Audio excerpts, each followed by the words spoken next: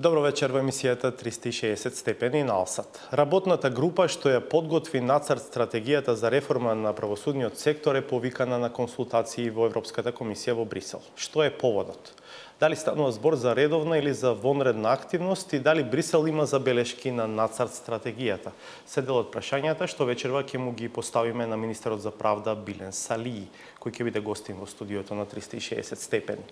Во интервјуто ќе ги отвориме и темите за истрагата за злоупотребите на системот за автоматизирана распределба на судски предмети, популарно наречен АКМИС, за опциите како да се реши прашањето со судските случаи за кои има перцепција дека се политички монтирани, а ќе зборуваме и за нацрт законот за амнестија кој е ставен на јавна консултација.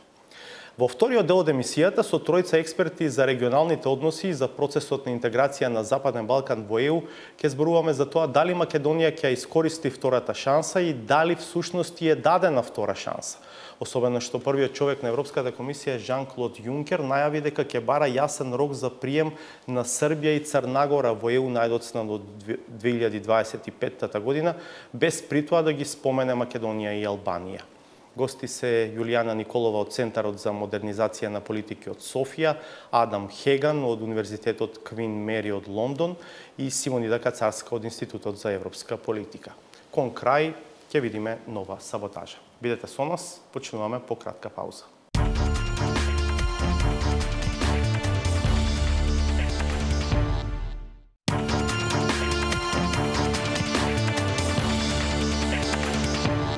Гледате 360 степени. Најавивме, наши ваш гостин вечерва е министерот за правда Билен Салии. Му велам, добре дојдовте во студиото на 360 степени. Добро ве најдов, мерси виджета. Реков во генералната најава дека работната група што ја подготви нацрт стратегијата за реформи во правосудниот сектор е повикана на консултации во Европската комисија во Брисел. Се знае зошто? Што е вртет че Përpara se të përgjigjem në pyetjen tuaj, më lejoni që të shfrytëzoj rastin të përshëndes të gjithë teleshikuesit tuaj.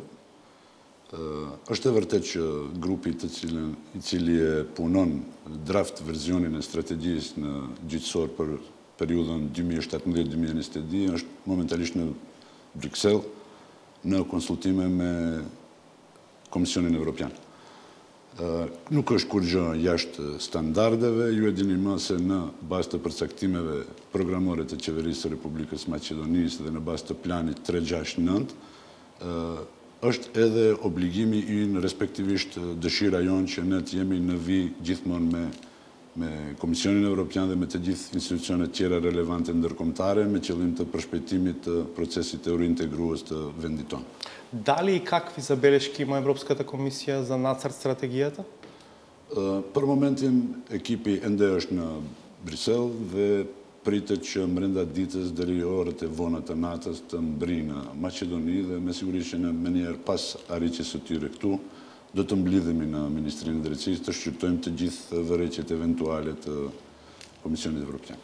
Добро, јас ќе продолжам уште малку да инсистирам на оваа тема. Сепак има некакви информации дека Брисел можеби не е најзадоволен од вордингот, кој што наводно се смета за доминантно политички во нацрт стратегијата и особено за еден дел во кој што се предлага избор на суди не само од дипломците на академијата. Сте го чуле ова? Unë ju keni qenë dëshmitar të kësaj periudhe të kaluar të qeverisë, se unë vazhdimsi kam pas takime shumë të fryqshme me shumë përfaqësues të institucioneve ndërkombëtare, respektivisht ambasadave të cilët janë në vendin tonë, dhe deri tash unë nuk kam të dhëna se Briseli ka vërejtje serioze në draft versionin e strategjisë apo nuk ka. Edhe njerë potencoj është mirë t'i presim të kthehen nga Briseli ekipit i cili është më tani atje dhe eventualisht ti shohim vërejtjet eventuale të atyre dhe në cilën pjesë. Po deri tani unë nuk kam ashtu dhëna. Ако има забелешки, отворени сте за забелешките? Po me vetë faktin që qeveria e re është fuqimisht e përcaktuar për shpejtim të procesit eurointegrues të vendit, kjo folën mjaft për kushtimin tonë dhe me siguri se të gjitha vërejtjet të cilët janë qëllim mirë me qëllim të reformimit të sistemit gjyqësor në Republikën e Maqedonisë për ne janë të mesardhur. Ајде да се врати работната група, па ќе видиме навистина какви пораки ќе донесе од таму. Како гледате на овој втори извештај на Рајнхард Прибе? Јас сум слушнал коментари дека можеби е преопшт и дека остава еден простор во кој што и да дојде како предлог од владата или од Советот за реформи, чишто председател сте вие, тоа решение може да биде оспорувано и од Европската комисија. Unë nuk do të kisha konstatuar ashtu si ju. Ju e dini më se ky është raporti i dytë i grupit të ekspertëve të Komisionit Evropian, respektivisht të zotit Pribe, i cili në thelbësi përmban gati se të njëjtat vërejtje të cilat i ka përmbajtur edhe në vitin e 2015. Krahas konstatimeve të cilat i bën grupi i udhëhequr nga zoti Pribe, vërehen edhe rekomandimet të cilat aty janë decid. Do thotë ato në mënyrë decide rekomandojnë se çfarë duhet bërë me qëllim të reformimit të procesit, të sistemit gjyqësor në Republikën e Maqedonisë. Мислам дека не е баш најасно што треба да се случува околу евентуалното проветрување во судството. Прибе експлицитен и вели дека тоа е против генерален ветинг, против генерален реизбор, нешто што можевме да го слушнеме од најголемата партија, партиципиент во владата пред формирањето на владата и во предизборието. Моето прашање, можни ли се, министре, суштински промени во судството без длабоки резови? Unë edhe njerë do të ndërlidhem me konstatimin e grupit të ekspertëve dhe të zotit Pribe, i cili në të dy raportit, edhe të ati të vitit 2015 edhe të këtij të vitit 2017 që u bë publik ditë më parë, konstaton se në Maqedoni nuk ka probleme sistemore. Regulativat ligjore në mas të madhe janë okej. Në Maqedoni ekzistojnë kapacitetet të mjaftueshme që ta kretë këtë të implementojnë edhe në praktikë. Vetë konstatimi i zotit Pribe është se këtu, në qoftë se eventualisht paraqiten probleme, paraqiten me një pjesë relativisht të vogël të gjykatësve të cilët supozohet se gjoja kanë qenë në ndikime politike. Kështu që unë mendoj se në Maqedoni, duke ndryshuar mentalitetin e perceptimit të detyrave të cilët i ushtrojnë, unë mendoj se do arrihet qëllimi, edhe në Maqedoni ka potencial të mjaftueshëm të ekspertëve dhe njerëzve të cilët janë profesionalistë në punën e tyre. Што мислите за таа сугестија на Прибе дека сите оние што се огрешиле пред законот, не работеле како што треба да им се забрани воопшто да се занимаваат со право? Këtë pyetje ne e shtruam edhe para Këshillit të Reformave, siç përmendët edhe ju, tani më e dini se në kuadër të Ministrisë së Drejtësisë funksionon një trup të cilën ne e kemi quajtur si trup për mbikëqyrje të procesit reformues në Republikën e Maqedonisë, përbërë nga ekspertë të ndryshëm të fushave të ndryshme, profesor eminent, njerëz të cilët kanë lënë punë në profesionet e tyre në të kaluarën, dhe këtë çështje e shtruam, është diskutuar për këtë dhe mbetet që në të ardhmen përsëri ta çelim si temë dhe të diskutojmë për zgjidhje eventuale edhe të kësaj pyetje. Уште едно прашање поврзано со сите овие што претходно ги отворивме веќе е актуелно овие денови, а тоа е прашањето за проверката за индициите дека имало злоупотреби на така наречениот АКМИС. За публиката да објасниме, тоа е системот за така наречена автоматизирана распределба или управување со судските предмети во судовите. До каде е таа постапка? Pikërisht, njëra prej detyrave të Ministrisë së Drejtësisë të vërtetuara në planin 369 të Qeverisë së Republikës Maqedonisë me qëllim të zbatimit të reformave urgjente prioritare, me qëllim të përshpejtimit të procesit eurointegrues të vendit, njëra prej detyrave është edhe kjo. Të vërtetohen mënyra e punës të ashtu quajturit AKMIS, respektivisht sistemit elektronik të shpërndarjes së lëndëve në gjykata. Ministria e Drejtësisë në këtë drejtim ka formuar grupin punues, i cili përbëhet nga njerëz të fushave të nevojshme për atë kontroll, i përbër nga bashkëpunëtor të mi në Ministrinë e Drejtësisë dhe nga IT teknik të profesionalizuar. Normal që nëse ka nevojë do të kërkojmë edhe asistim, respektivisht mbikëqyrje të faktorit ndërkombëtar me qëllim që ky proces të jetë komplet transparent, пандик име политика. Дали тие веќе влегоа во делот судовите? Дали ја почна конкретната проверка? Ето матани јангати, dhe pritet ditëve në vijim të ti qasën edhe kontrollit të sistemit ACMIS. Што се вашите сознанија? Дали таа проверка може да даде резултат? Дали постојат записи кои што ќе откријат евентуална злоупотреба? Bashkëpunëtorët e mi, ju e dini ma se e drejta e Ministrit të Drejtësisë për qasje në sistemin ACMIS rrjedh edhe nga vetë rregulloria për punë e gjykatave.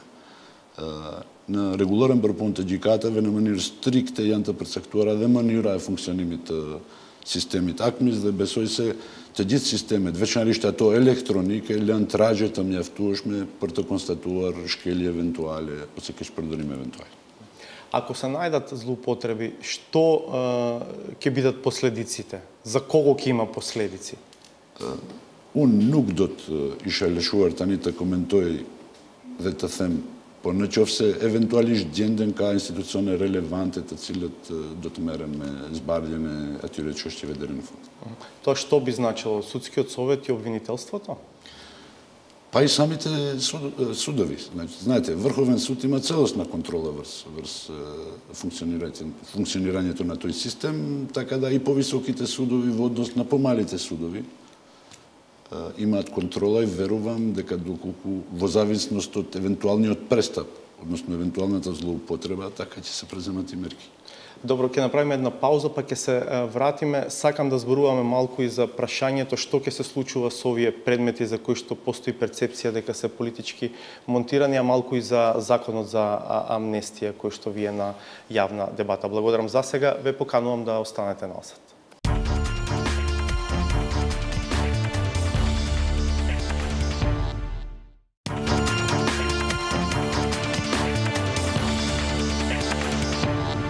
Со министерот за правда Билен Сали зборуваме за нацрт стратегијата за реформи во правосудниот сектор, но и за други прашања актуелни од неговиот ресор овие денови, а главно поврзани со судството.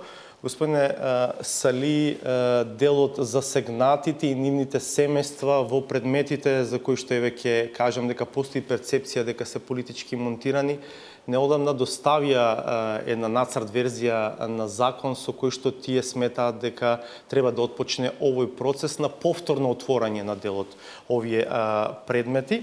Дали за вас како министер е прифатлив овој предлог? Дали прашањето сте го отвориле на некој повисоко ниво во владата?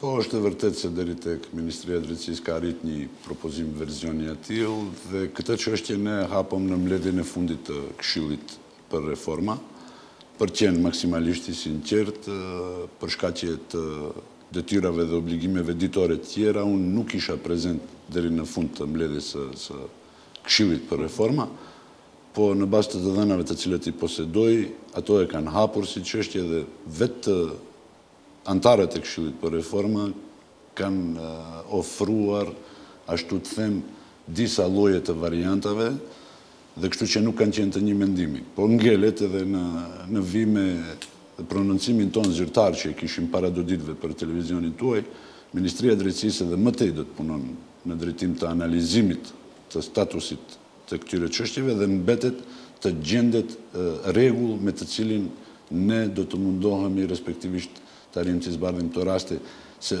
besoni është e rëndë në moment të vlerësojsh se cilët raste kanë prefiksim politik apo nuk kanë prefiksim politik. Знаете дека очекувањата се големи, бидејќи имаше големо незадоволство меѓу делот граѓанството за начинот на кој што судството се постави кон делот овие предмети, а имаше и ветувања од овие партии кои што се сега во владата дека на некој начин ќе се обидат да ги адресираат делот овие случаи како Монструм, Мартин Нешковски, Никола Младенов.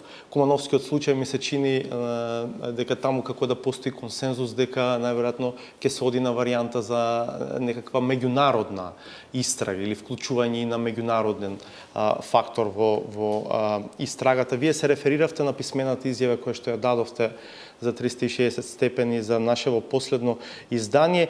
Таму споменувате некаква опција во која што би биле вклучени работните тела на собранието, но не е докрај јасно на што конкретно мислите, дали може да ни појасните? Како опција за да се адресираат дел од овие случаи? Me qëllim të informimit të drejtë që eventualisht mos keq kuptime në opinion, them, flitet për raste që janë me të vërtet specifike dhe unë nuk do të shaleshuar tani të komentoj çka dhe si. Edhe njerë potencoj. Ministria e Drejtësisë është fuqishëm e vendosët në gjetjen e mënyrave, respektivisht rregullave me të cilën do të mundohet që këto raste të zbardhen, por përsëri duhet të ketë një trup i cili duhet të vërteton se këto raste a kanë elemente politike apo nuk kanë elemente politike. И уште само за законот за амнестија, во нацрт фаза го објавивте на ЕНЕР, таму може да се коментира од сите заинтересирани и засегнати страни. Предпоставам допираат и до вас критиките, главно од најголемата опозицијска партија ВМРО-ДПМН, која што вели дека еден куп криминалци незаслужено ќе се најдат на слобода и дека дел од ова го правите во предизборни цели. Unë edhe në prononcimin tim në raportin për 100 ditëshin e Ministrisë së Drejtësisë, thash se vetë regulativa kohore në të cilën propozohet ky ligj shifet që nuk është trik për marketing politik. Ky ligj është i miratuar nga qeveria vetëm në formën e draft versionit, me cilën qeveria rekomandon që të vendoset në ENER, në regjistrin e vetëm, me qëllim që të gjithë qytetarët e Republikës së Maqedonisë të kenë qasje në atë ligj dhe të japin sugjerimet dhe vërejtjet e tyre. Gjithashtu, me bazë të vendimit të qeverisë, Ministria e Drejtësisë obligohet ditëve në vijim të organizon edhe këshillime profesionale, me siguri do të zgjedhim vendin dhe do të thirrim edhe njerëzit të cilët ne do të vlerësojmë se janë kompetent për të dhënë sugjerimet e veta, duke mos përjashtuar këtu edhe kryeqytetarët e Republikës së Maqedonisë, dhe respektivisht organizatat qeveritare. Nuk flitet për marketing politik parazgjedhor. Për vetë faktin se ligji, nëse do të arrijë në procedurë parlamentare, do të jetë shumë vonë mbas zgjedhjeve, kështu që edhe vetë termini kohor tregon se nuk ka një gjë tjetër. Добро, ви благодарам многу што вечерва сте дел од 360 степени. А ние ќе продолжиме многу брзо со втората најавена тема вечер.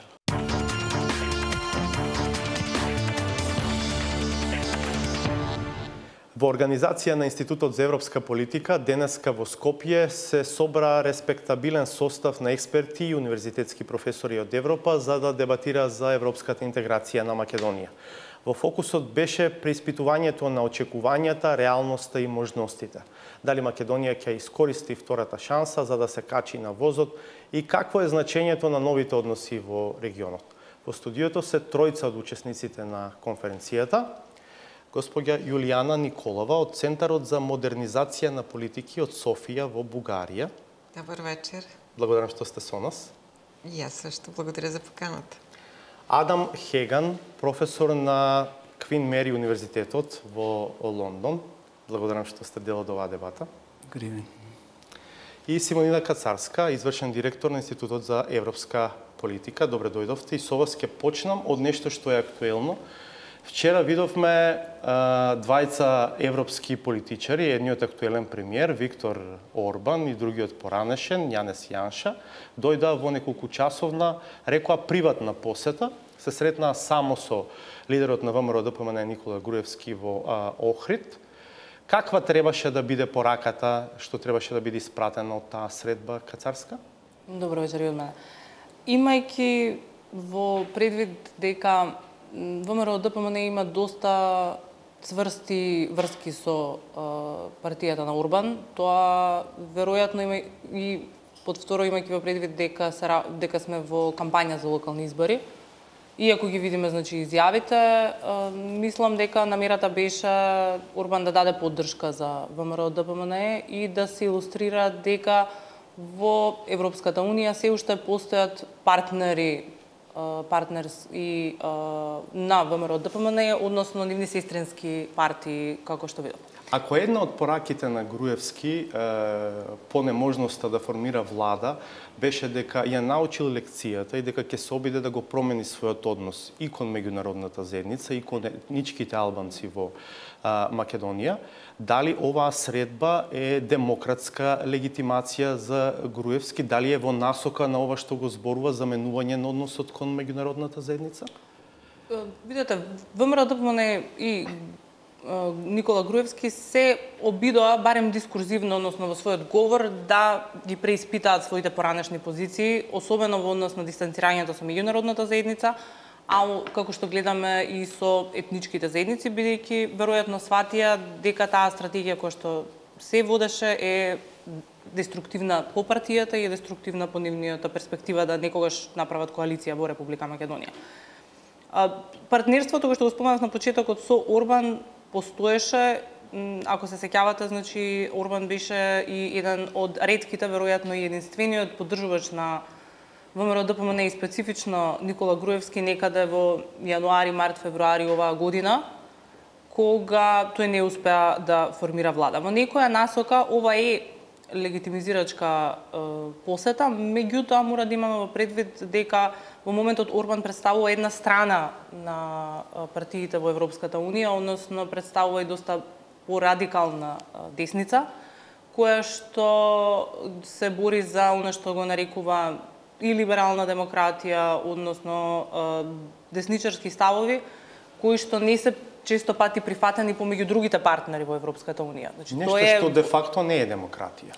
Нешто што се уште, што би рекле англичаните, породата е надвор и одлучува, меѓутоа нешто што многу повеќе личи на моделот кој што го има Турција и Ердоган и систем во кој што слободите и правата полека, но сигурно се ограничуваат на многу нивоа, вклучително значи со медиумите, граѓанските слободи и се оди чекор понатаму. Еден од неговите поголеми успеси сепак што мораме да ги забележиме, дали на позитивната или негативната страна, е тоа што Орбан и успеа самиот да ја уништи, условно речено, шемата за релокација на бегалците на ниво на ЕУ, која што згасна поради неговото противење кон неа. И една од пораките вчера беше благодарам Никола што ни помогна во тоа.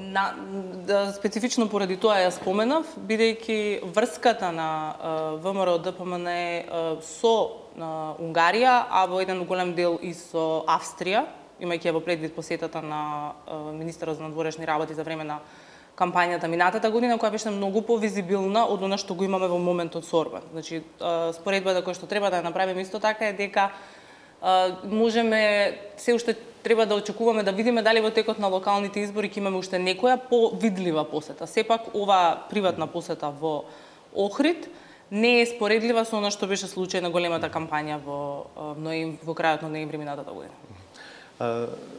Господине Феган, пристапувањето кон ЕУ предпоставено е процес на силна трансформација кон функционални демократии на општества кои што не се тоа. Сега дали ЕУ може да биде авторитет кој дава сугестии, насоки за демократска трансформација на општествата од Западен Балкан, а при тоа во своето семејство има влади како унгарската и како полската? Okay, well, I think that's an excellent question, and it's a difficult question. But I would say two things. Firstly, how do we know that Poland and Hungary are experiencing what we might call an undemocratic turn or an illiberal moment? We know that because they're EU member states, because they're part of the family, because the EU monitors, because the EU reports, because we know we have a benchmark. And for me, Europeanisation and the benefits of membership have always been that it provides benchmarks. So in that sense, I would say that anybody who thinks that once you get into the EU, once you establish yourself as a functioning democracy, that's it. There can never be change, the clock stops, the moment is past. I think that's a very naive view of understanding how democracies exist in real time. So in that sense, I don't think it discredits Europeanization. I don't think it discredits the processes and mechanisms. So I would also say that realistically, as the EU has grown, the diversity of countries, the number of countries involved, we cannot expect, we cannot assume that forevermore that countries will move towards a homogenized or a single model of democracy or liberal democracy. So I think we have to not fall into this trap of saying, Europeanization or the transformative power of Europe doesn't work because there are some roadblocks or there's some bumpy moments in this journey. Because if that's our position, then we might as well just give up and go home. Госпожо Николова, вие доаѓате од еден think tank од Софија, но имате и големо искуство од работа во владата, во администрацијата, во поранешните бугарски влади. Перспективата на Македонија или обновената перспектива во делот на евроинтеграциите се поврзува и со обидот на новата влада во Скопје да промовира нови односи кон соседите. Еден од многу конкретните аспекти во тоа е подпишувањето на договорот за добрососедство меѓу Македонија и Бугарија. Дали тоа дефинитивно внесе нова динамика во односите меѓу земјите во целиот регион и дали ќе се согласите дека тоа на некој начин внесе известна нервоза и во Белград, а можеби многу повеќе во Атина? Въпреки че реакцията на международната общност от Вашингтон до Брюксел беше положителна по отношение на подписания договор, то от Атина не чухме такъв окуражителен сигнал, че опита на България и Македония ще бъде използван т.е. това конструктивно отношение между двете страни ще бъде използвано за да продължи нататък отношенията Гърция-Македония. Дали Гърция ја загуби својата комфортна позиција, во која што прашањето за името неколку години наназад не беше главниот проблем и фокус, туку прво демократскиот дефицит во Македонија, а второ Грција си имаше и партнер во Бугарија кој што се придодаде кон условно кажано ветото за напредување на Македонија во ЕУ и во НАТО. Сега Гърция остана единствена. Въпреки че въпросът за вътрешно-македонските демократичен процес е въпрос на наблюдение, както каза Адам. Решаването на проблема с България и заставането на България зад гърба на Македония по пътя към НАТО и Европейския съюз остава Гърция сама на сцената. Сега, освен, тъй като македонското правителство демонстрира явно желание за решаването на въпроса, международната общност ще наблюдава Атина. От Атина се очаква да направи съответната стъпка. Така че, може би, договора има две положителни страни. Едната е, че реши един проблем, който в мое лично мнение въобще не беше проблем, беше изкуствено създаден, но така или иначе той отпадна от условностите за македонското членство и остави за решаване един, който да разчисти пътя. Този един обаче е цел и насока на всички страни членки и България в този случай вече не е на страната на Атина, е на страната на Македония. Само една реченица. Дали дефинитивно сега во Бугарија односот кон Македонија или чувството за односот од Македонија кон Бугарија е по-позитивен, по-релаксиран? Аз смятам, че да, защото всички политически партии, без изключение, приветстваха подписването на договора. Разбира се, опозицията имаше забележки по отношение на начина на преговаряне, на въвличането на нейни, но това са вътрешни неща, не по отношение същността на договора, а по отношение на политическите отношения. И това трябва да се използва. Както казват много български политици, интерес на България е стабилна Македония, просперираща, член на НАТО и Европейския съюз. Господин Феган, има позитивни пораки кои што доаѓаат од регионот и конкретно од Македонија кон земјите членки на ЕУ и кон Брисел. Имаше и позитивни пораки од Брисел и земјите членки на ЕУ за возобновен интерес за давање нова енергија во процесот на интеграција на Западниот Балкан кон ЕУ. Дали е тоа на вистина така? Ја видовме Могерини дојде среде криза во Скопје, даде силна изјава, но тогаш некако како тој дел од комисијата да можеби не го загуби интересот, но повторно да го снема. Зошто ЕУ реагира само во кризи или можеби се лажам, сепак постои една возобновена енергија? Again, another very good question, a difficult question. I mean, I think the truth is that it's a bit of both. I think the EU always operates according to a kind of realpolitik. I think it does react to crisis, and so there's an element of truth in what you're saying. But I also think that there is a renewed momentum. I mean, look, enlargement is arguably, in all the EU's history, is the most successful policy. It's the most effective foreign policy and whatever policy of the EU. And therefore, in a moment of turbulence, which is what Brexit has caused, you would bring out you want to renew your most effective policy. So I think on one level, if there's one good thing to come out of Brexit, it may well be that it might inject a new energy, a new lease of life into enlargement. But I also think we have to acknowledge that in the past 5 or 6 years, since the so-called new approach, the EU has better tools, it has better instruments, it has learned lessons. It's not perfect, but the focus on chapters 23 and 24, the emphasis on rule of law and minority rights, okay, it's not a panacea for moving these countries forward, but they're much better tools than we had a generation ago. So in some ways, I think there is a renewed momentum. I think it comes from a very realistic observation that what beyond Brexit, once Brexit is over, once Britain has left, then what's the EU going to pursue? It's going to probably want to renew its commitment to enlargement. And secondly, because I think there is progress on the ground. There are countries that have a membership perspective that are gradually making progress, not least because of these new instruments.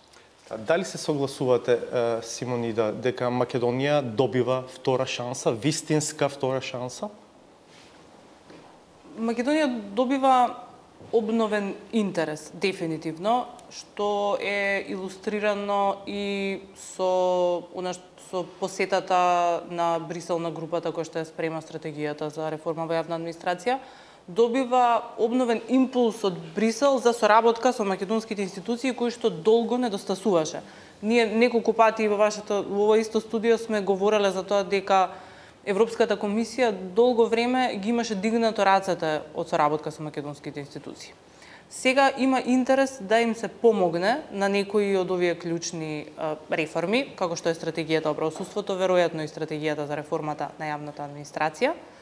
Меѓутоа, задачите кои што стојат пред македонската влада, ако го отвориме особено новиот извештај на експертската група предводена од Рајнхард Прибе, се навистина тешки и доколку има елемент на вистинска заложба, бидејќи до сега гледаме некои отворања, меѓутоа се уште поголеми реформски чекори не сме виделе, ќе биде доста тешко и тие реформи ќе бидат долги. Дали Европската комисија ќе собере сила да и помогне на Република Македонија на долг рок и да ги искористи нејзините предности, како што е, например, се уште високата усогласеност со европското законодавство кое ние имаме, да може да се искористат тие предности истовремено да се поправат некои од грешките во владење на право, кои што ги споменавме, значи со правосудство, да се уште останува да видиме. Она што ние во моментот ни е тешко да го процениме е токму вашето прашање. Дали овој интерес на ЕУ е краткорочен, дали ќе продолжи, бидејќи во моментот сме ние во ситуација во која имаме и кампања, Европската унија ќе биде и дел од институциите ќе бидат многу повнимателни и потивки во период на избори било какви. Ни нам проценката за следната година не зависи од тоа како ќе изгледаат изборите, дали ќе успееме некои од големите случаи на корупција да протуркаме напред. И доколку ги дадеме овие аргументи плюс дел од реформите во правосудството, ако направат визибилен напредок, тогаш може да очекуваме дека на следниот извештај Европската комисија ќе отстрани дел од условите. Меѓутоа, веројатно следното прашање ви е името. Да, но да го оставиме за вториот дел од емисијата. Да, што е практично поголем предизвик? Дали домашните реформи или прашањето за името, но за тоа во вториот дел. Ви благодарам за сега. Ве поканувам да останете на Алсат.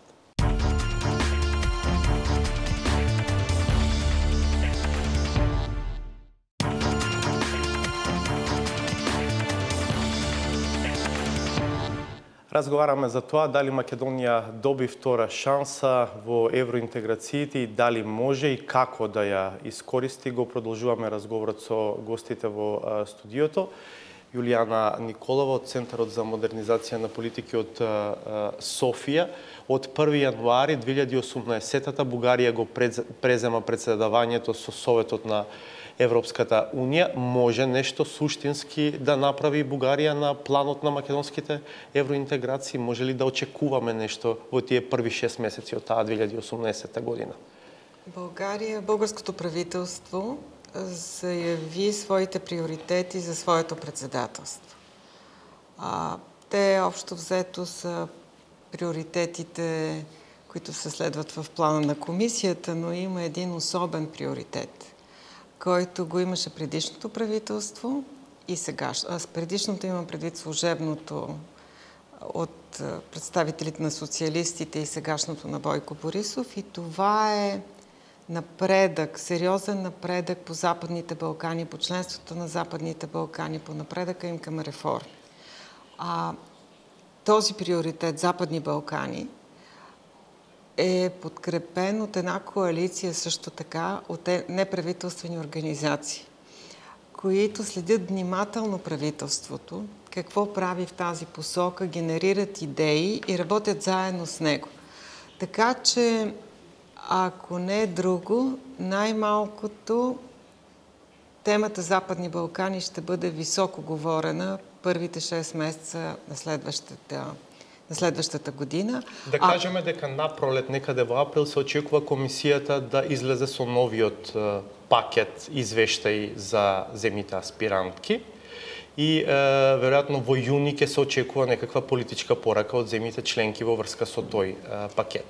България тогава ще ръководи работата на държавите членки в съвета по общи въпроси по отношение на тези. Ще помогне да се формира становището, помогне. Така че много голям шанс за Македония, тъй като за сега в Западните Балкани Македония е големия успех на България. И аз смятам, че наистина е добър шанс това, че първите 6 месеца България е председател на Съвета на Европейския съюз. Што во оваа смисла, господин Феган, значи писмото на намери кое што Јункер го испрати до Европскиот парламент и до Европскиот совет, во кое што меѓу другото вели дека ќе бара да се определи јасен рок за прием, но ги споменува само Србија и Црна Гора во ЕУ до 2025 година. Зошто ги нема една Албанија, една Македонија, зошто ги нема другите земји од овој регион? Дали е тоа некаква сериозна порака за овие земји? I think it depends which of those other countries we're talking about. I mean, I think I completely understand. I think it's very disappointing in one respect, because if we're going to do we're going to weigh up which countries are making progress, then certainly there's a strong case for Macedonia to be included now in that grouping of Serbia and Montenegro. But in a sense, I think if we shouldn't interpret this as saying, well, that's it for Macedonia. Macedonia is not going in 2025, and therefore it will be relegated to a second tier, a bit like Bulgaria and Romania in 2007. I mean, all I would say is remember a couple of things. One is the case of Slovakia, and of course it was very different, but nobody assumed in the late 1990s that Slovakia would go in the first round of 2004. things change. It did, and once there was a commitment to Slovakia, it was a very, very rapid. There was an awful lot of a push from Brussels to get Slovakia in, and it's not inconceivable that a similar scenario will not happen with Macedonia. What I said at the beginning of my answer was that it depends which country you are. I think it is devastating for Bosnia, and I think for Albania, because actually it means that it's more likely that it's the clearest indication that they're not anywhere near in 2025, and therefore when? What does that push them back? So of all of those countries, from Macedonia, really it's the least unpositive or the most positive, because I think we can all stand back from this and say, well, if it's ultimately going to be dependent on progress, then we have to reflect on the last few months and the possibility of Macedonia making quite considerable progress in the next few weeks, months. And also, it isn't set in stone, I think, is what I would say. Симонида, реков и во одјавата на претходниот дел, дека ќе сакам да ве прашам, што е поголем предизвик сега, реформите или прашањето за името? Еве, некако ја абсолвираме атмосферата во ЕУ дека е позитивна, но на крај во Советот се бара консензус од сите земји членки. Сите треба да кажат да за Македонија да ги почне пристапните преговори. Возможно ли е такво нешто да се случи без решение на прашањето за името, бидејќи имаше многу анализи, многу дебати, наверојатно во НАТО тешко било што би се случило без претходно решавање на прашањето за името, па шансата некако се оставаше за ЕУ, бидејќи пристапниот процес е многу долг. Грција има шанса многу пати да ја блокира Македонија. Во тој процес и во таа шанса има многу пати шанса да го истера она што таа мисли дека треба да го направи. Говориме за два услови, значи реформите и името. Тие во моментот стојат на патот кон отпочнување на преговорите и како и во НАТО. Мислам дека примарно во наредниот период или на краток рок за владата е да покаже резултати од реформите, дали се тоа следните година, две и така натаму, за да го отстрани тој прв дополнителен услов кој што го добивме од овие 2 години. Вие мислите дека во април нема да има безусловна препорака за почеток на преговори? Може да има, меѓутоа е доста краток рокот. Ке видиме, од моето мислење досега, ние сме разговарале неколку пати, значи владата со својот план, со кој што мисли да ги адресира препораките од ЕК, започна процеси на консултација за многу реформи. Оваа стратегија, таа стратегија, следење комуникација и така натаму, меѓутоа ние се уште суштествени реформи не сме виделе, бидејќи дискутираме за нив, што е многу во ред. Треба се уште секако да се направи таа проценка. Дали ќе успеат до јануари, февруари да испорачаат резултати кои што би можеле да го одземат тој дополнителен услов, ќе видиме, зависи изборите како ќе се одвиваат. Ние видовме дека пред некој ден имаше пукање во Кичево, значи не знаеме како ќе се одвива процесот на изборите, ние се уште сме лабилни во однос на тоа прашање, да се надеваме на најдобро. Меѓутоа тешко е од оваа перспектива да може да процениме како ќе се одвиваат тие работи. Сега, значи доколку владата испорача, навраќајќи се на мојот претходен аргумент, значи за година две суштествени реформи, тогаш може многу по-директно ќе одземе многу од аргументите кои што ги споменавте претходно на Грција за името, меѓутоа прашањето ќе мора да се отвори. Значи овие услови одат заедно со тоа што името е секако важно, меѓутоа за нас дома, за тоа што веројатно и владата била избрана дел од легитимно, и да ги донесе исто така и реформите. Полека привршувам, имам само уште едно прашање за госпоѓа Николова. Бугарскиот премиер, кога дојде во Скопје да го потпише договорот, во огромен дел од пресконференцијата се посвети на привилегиите што ги носи пристапниот процес и членството во ЕУ, зборувајќи за тоа дека многу инфраструктурни проекти во Бугарија се направени со помош на европските фондови. Вие директно сте работеле на тоа, дали е така, дали вреди да се стане членка на ЕУ, барем од овој аспект? Не, никога не вреди, ако правилно разбрах думата. Помага, но знаете ли, предишният директор на Института за европейски политики в Скопие, Малинка Ристевска, ми каза, не е толкова монетарно.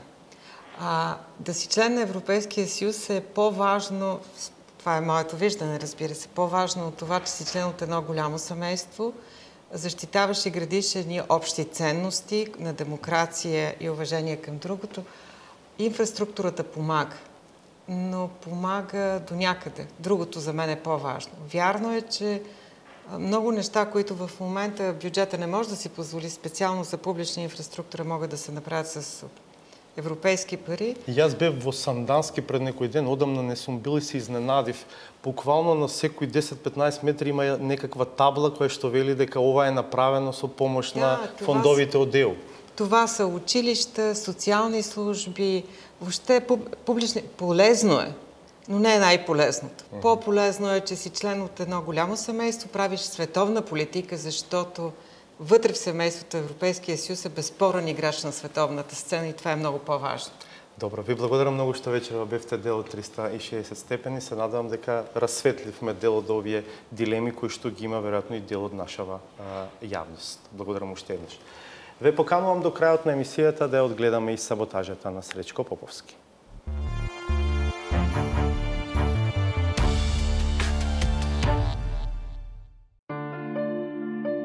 Играјќи на картата на краткото паметење, со тенденција да ја избришат колективната меморија, представувајќи се како жртви, а не како оперативци на идеолошко-политичкиот проект, а совите од новата ера се нудат себе си и партијата, како решение за архитектонската деградација, која му се случи на папокот на државата. Урбанистичкиот хаос во општина Центар мора да престане. Затоа, една од првите работи кои што ќе ги направиме по преземањето на одговорноста за општината е времено стопирање на издавање на нови дозволи за градба во општина Центар. Димензиите на тие не само физички, туку и психолошки градби, тие дозволи и забрани кои зависеа само од волјата на неколкумина, придонесоа да се создаде вредносен антисистем кому нега му пружиле дури и во највисоката научна институција, каде не смеело да му се каже не на магистерот, кој веројатно со цел да им го потцени значењето, своето дело, ете сакал да го промовира токму во нивниот дом. И тогаш на председателство рековме, чекајте луѓе, не е вообичаено магистратури да промовираме, нити докторати не промовираме во МАНУ и во принцип во МАНУ се промовираат трудови научни на академици. Се пазете, владата беше во прашање, не можевме тоа да го одбиеме. Оттаму доаѓаат предпазливоста и стравувањата. Тој синдром, посакуван од секој режим да не ја зафати актуелната власт, бидејќи системот треба да биде во функција на општеството и на граѓаните, а не на поединци. Затоа е и најдобро кога препораката за другите најпрво ќе се почувствува на сопствената кожа. Значи на нашиот народ му треба добар ќотек и добро гушкање, за да свати каде му е местото, дека за да не биде тоа лошо сватено добар ќотек, мислам дека некој треба да го опамети, да го ишамара за да се свести каде е. Шлаканиците на јавноста веројатно делуваат воспитно и ќе го исчистат образот, но само ако престанат сите, ама баш сите, практики на повторување на истите постапки, за кои се тврдеше дека ќе бидат минато. И мешањето на државата со партијата и предизборното лопатарење. Ние денеска не дојдовме овдека, нели, значи, практично да им помогнеме во фрлањето лопати, него дојдовме само да ги поддржиме во нивната активност да тоа го направи. Може би затоа е потребно да се даде вистинското објаснување за тоа што е политика, а што пропаганда и конечно да се направи очекуваната разлика меѓу стариот и излитен концепт и оној за кој постои надеж дека ќе се развие. Аквила нон каптат мускат, сватете го како што сакате, дека орелот не фаќа комарци. И на крајот, во ланецот на исхраната, за тој горе да остане сит, неопходно е да одработат и најситните инсекти, подготвени до крај, да се жртвуваат за него. Како што се изрази и самиот судечки судија, ако даде Господ, нареден пат ќе се одржи рочиште, Господ сигурно нема да помогне, доколку судот не ги почитува одредбите од Законот за кривичната постапка. Изгледа дека судиите си имаат некој свој, различен од нашиот Господ, на кого се повикуваат ама само тогаш, кога треба да му пресудат нему, во име на граѓаните. Гледавте уште едно издание на 360 степени. Благодарам што бевте со нас. Можете да не следите и на нашата веб страница 360stepeni.mk и на Facebook и на Twitter. Ке се видиме повторно в понеделник од 22:30. Пријатно!